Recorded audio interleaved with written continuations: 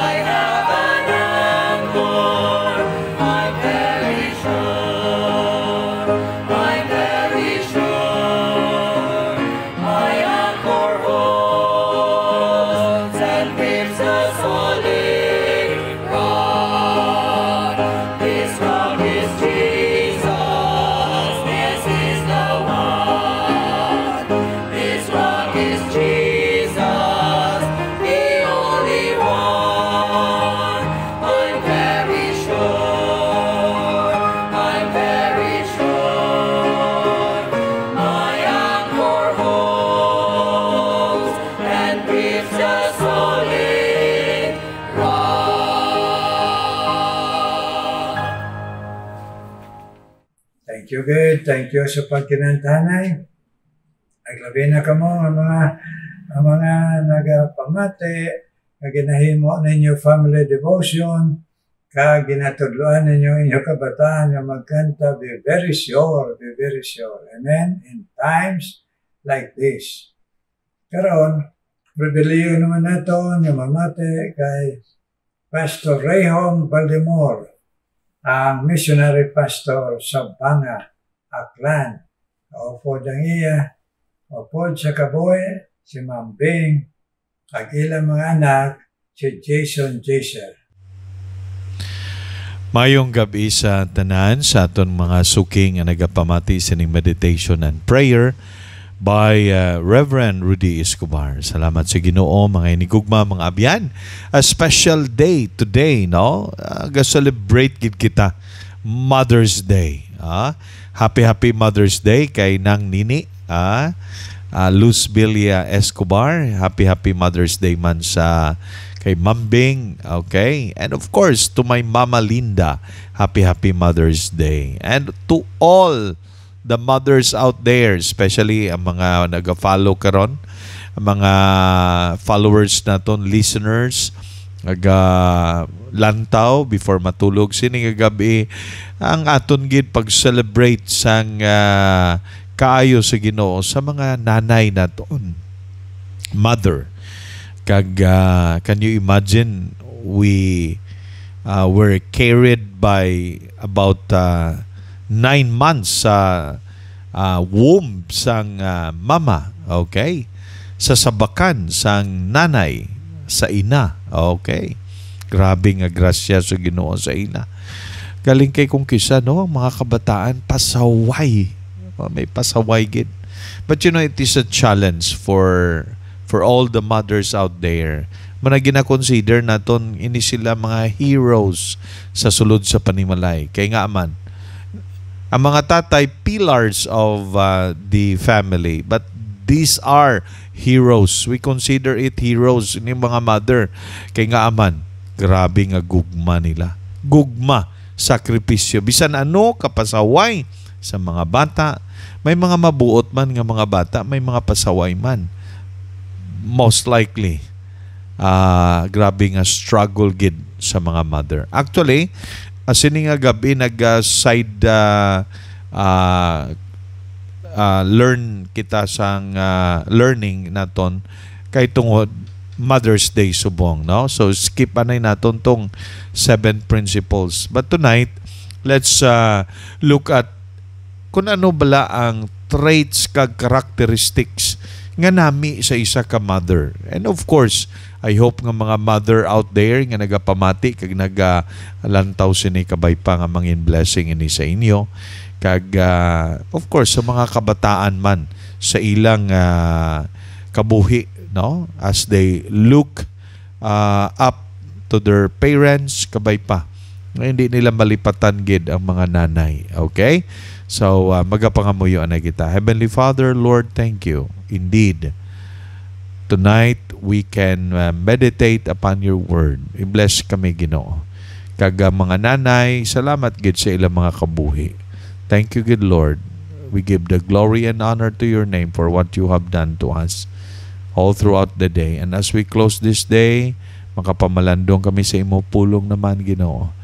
It is our joy and blessing to hear and listen and meditate upon your word, O God. This I pray in Jesus' name and in the power of the Holy Spirit. Amen and amen. Okay.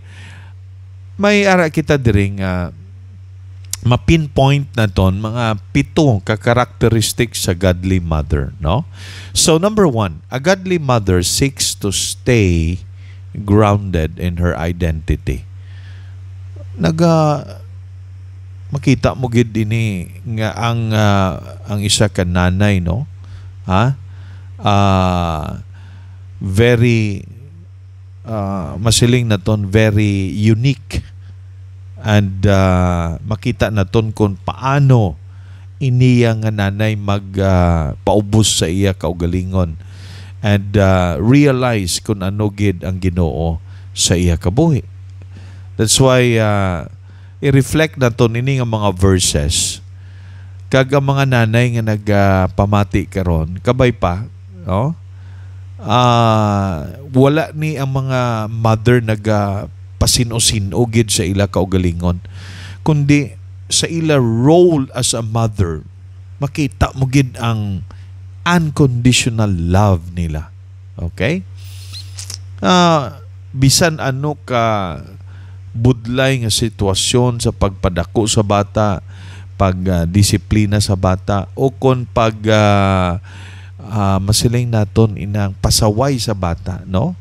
Still, the mother is there for them nga mabatsyagan lang nilang ang gugma sa nanay ara again. That's why ang identity sang mother, it's so, level-minded or level-headed kind of a woman. Okay? Wala ni ang mother nag-insistir gid sa ila yang nga kung sino sila nga ginikanan. Yet makita naton that a godly mother stay humbling herself, no? Kag tungod sina makita naton ang mga verses diri sa pulong sa Ginoo nga very applicable gid sa kabuhi sang mga mother, no?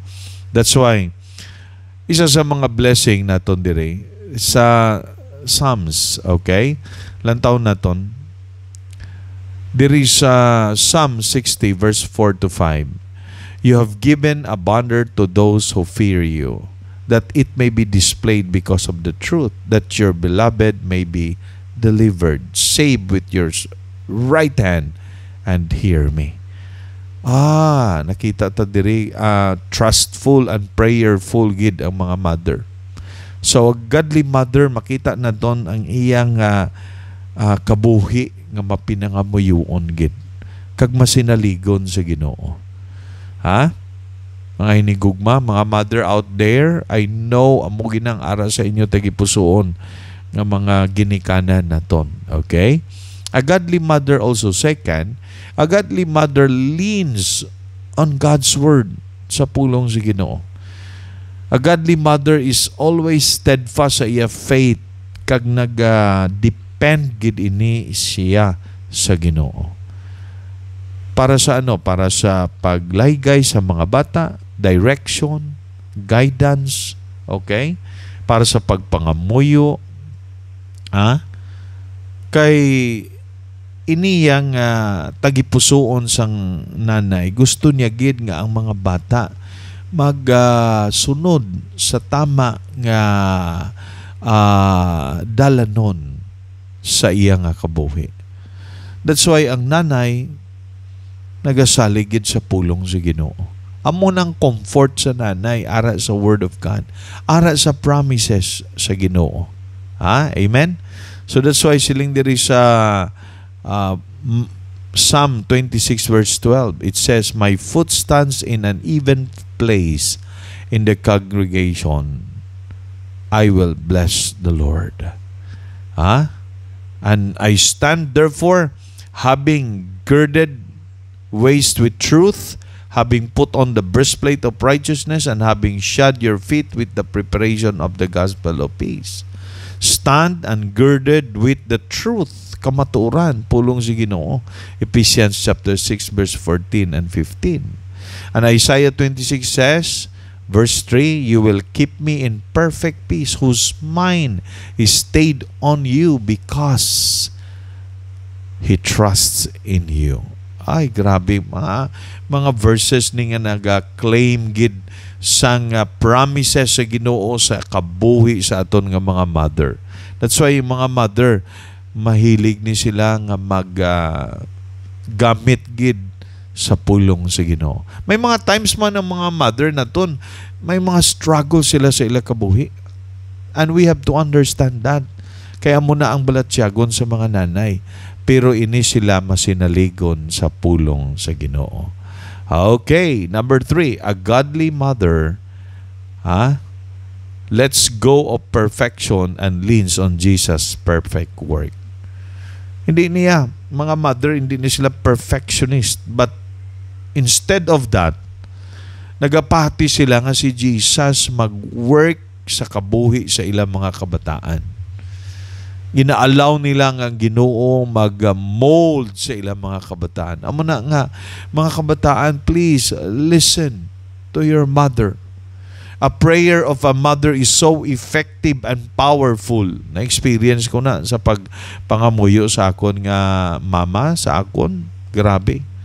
Kung masiling ka, maagian mo ang kalisod nga pasaway ka, ara gid, pero ang pangamuyo sa mama, grabe gid. Isa sa mga gina-claim nila, it's found in Philippians 4:13. I can do all things through Christ who strengtheneth me. Siling sa mga mother, God will strengthen me. And I know that God is working in the heart and in the life of my children. Kanami. Munang godly mother, okay? Ang godly mother, hindi sagi reklamo, hindi sagi complain, murmur, okay? Blame. But a godly mother, let's go meaning paiway. Ang gusto niya nga amugid ina, pero nagapati siya nga ang Ginoo may pagtandog kag pagpanghikot sa tagipusoon sa sina nga bata. So kung kaysa mga mother, amo ni dapat 1, 2, 3, 4, 5. Amo na dapat hindi gali, no? Ang godly mother is that amo ni ang pag-workout sa Ginoo sa imo kabuhi. Ang Ginoo mag-deal sa imo. Ang Ginoo magbulig sa imo. Ginahambal na sa mga bata, ha? Okay? So a godly mother leans on Jesus or God's perfect work in the lives of her children. Amen. Okay, so every time nga may mga kalisod siya, may mga problema, ang iya nga gina-claim Hebrews 4:16. Ini nga mother, godly mother, let us therefore come boldly in the throne of grace that we may obtain mercy and find grace to help in time of need. Ara gina sa iya tagipusoon. Okay? Number 4, a godly mother knows she needs. A godly mother knows the needs of her children. Needs of her children. Very sensitive ni ang mga mother, Nabalaan nila kung anong kinahanglanon sa ilang mga bata. Okay? Kabalo sila kung anong dapat nila obrahon para ma-providean ang mga kinahanglanon sa ilang bata. Kita mo, very sensitive. Amo na gani isa sa mga gina-look up na kon nga blessing is my wife. Grabe gid ang iya pagtulok sa kinahanglanon. That's why ara gid sa tagipusoon ni Philippians 4:19 sa mga mother, but my God shall supply all my needs. Ay, may mga mother nga dali mag-worry sa kinahanglanon nila. Pero ang godly mother is dependent and trustful sa Ginoo. It is better to trust in the Lord than to put confidence in man. So, kanami, a godly mother knows the needs of her children. And of course, number 5, a godly mother speaks truth, kamatuoran. Okay? She opens her mouth with wisdom, and on her tongue is the law of kindness. Amo ng mother, Proverbs 31 verse 26. Okay? Kung maghambal siya, may wisdom gid ang iya nga ginahambal. Kag may dalagid nga, kindness and understanding. Di ba? That's why di naton maintindihan kung anong balatyagon sa mga nanay. And of course, hindi kita nanay, tatay ako, no? Pero as I have seen it, nakita na kon, grabe gid ang tagipusoon kag paminsaron sa nanay. Alright? And then second, to the last, is a godly mother encourages her children to seek Jesus in their lives. Okay? Psalm 127 verse 4, 3 and 4, behold, children are heritage from the Lord, and the fruit of the womb is a reward. Like arrow in the hand of a warrior, so are the children of the youth, or of one's youth. Ining mga kabataan, gin-entrust sa mga ginikanan. And as a steward, gina-direct mo sila into the right path, the right step, the right decision sa ilang mga kabuhi. That's why ang isa ka ginikanan, isa ka nanay, gina-train niya ang iyang mga kabataan sa insaktong. Kay kabalo siya nga kung i-train niya based on the Word of God, the Bible, the spiritual things, in the future, kung magdalago, they will not depart from it. Kita mo hambal sa Proverbs 29:17, correct your son and he will give you rest. Tama. Kung imo yang ginalaygayan, imo bata, ginadisiplina mo, ang imong tagipusoon, peaceful, no? Kag kabalo kang your children is in the hands of God. Amen, di ba? And lastly, a godly mother loves the Lord above all else. Kita tana, mga ginikanan, amugid ang nagabasa, nagapangamuyo, nagauna dito sa church. Kag ginadala niya mga kabataan. Because ang ining nga mother nagatindog sa ining nga prinsipyo, seek ye first the kingdom of God and His righteousness, and all these things shall be added unto you. Psalm 27 verse 11 says, teach me your way, O Lord, and lead me in a smooth path because of mine enemies. Teach me your way, O Lord. Amo ng mga ginikanan. Okay? And isa sa mga blessings ni mga mother, because they knew nga palangga nila ang Ginoo. Because kay palangga nila ang Ginoo, ang ilang man tagipusoon mapinalanggaon sa ilang mga kabataan. Wow, kanami, no? So muning isa ka godly mother na describe siya sa sini nga mga butang. Kagkabay pa ikaw nga nagapamati karon, mangin blessing ini sa imo kabuhi. Amen. So thank God, kabay pa ikaw nga nagapamati sini nga mother, you are a hero, but you are also at the same time a godly mother who is doing your best para imo mga bata magdako sila nga may kahadlok sa Ginoo. Amen? God bless us all and good night. Pamati kita sang pangamuyo sa ni Papa Rodi.